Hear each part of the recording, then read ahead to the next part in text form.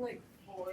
So if we do example number 1, and it says f of x is x squared, and it said that we needed to prove or show that this was true on the boundaries of 0 to 2. In other words, when x equals 0 to x equals 2, somewhere in between those two functions, the slope equals this stuff over here. And I didn't finish writing down the mean value theorem. So the mean value theorem is f prime of c.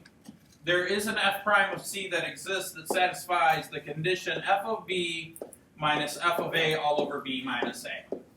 Okay? Now I'm going to draw the graph.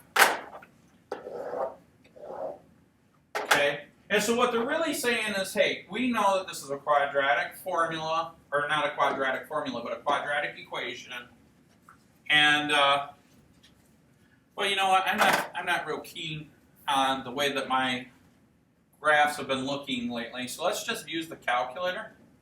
So this is what it looks like, right? And so what they're saying is somewhere on this curve there exists a tangent, right? A slope, a tangent line that is equivalent to the secant line, 0.0,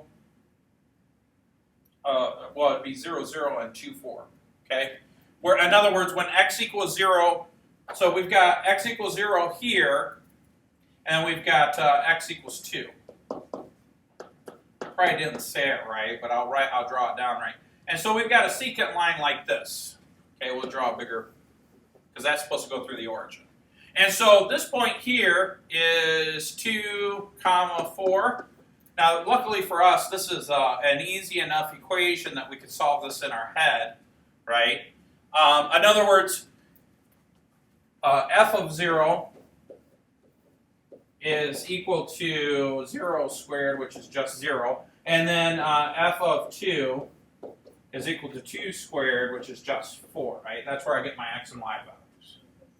Does that make sense so far?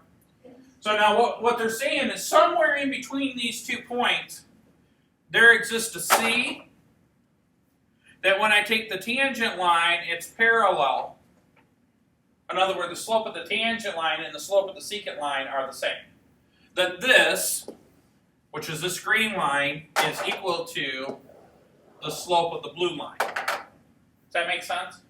Now we just got to figure out what value for c is. So we did this once before, but Mr. Adams did his math wrong at the end. So what we figured out is that we have 2 points on the line. So if I wanted to figure out the f of b minus f of a stuff, all over b minus a, we did this right. We said 4 minus 0 all over 2 minus 0 equals 2. Right? Well, what does that have to equal? Well, that has to equal f prime of c. So now if we come back here and look at f of x, we see that f prime of x is just the power rule, which means I'm going to take this 2 and toss it to the front, so I get 2 times x. Then I'm going to minus 1 from the power, and so I get x to the first power. But really what I want to know is, when does f prime of c, or 2 times c, equal this number? 2. 1. Yeah, we made a mistake last time. We said, oh, it's just 2. I don't know why we said that. But what we really want to know, yes, so c actually technically equals 1, right? Yeah. Does that make sense? Yes. Everybody in here wrote down 2, didn't they? Oh, I was wondering about that. All right, well, next time raise your hand. We got so excited. So that's how you do example number 1, okay? Okay. Did I stop recording? Are the rest of the examples going to be as straightforward as this example? No, let's do another one, okay? So that's how we do example number 1. Yeah. Why is it? So now let's record example number 2. I'll re-record that. Example number 2.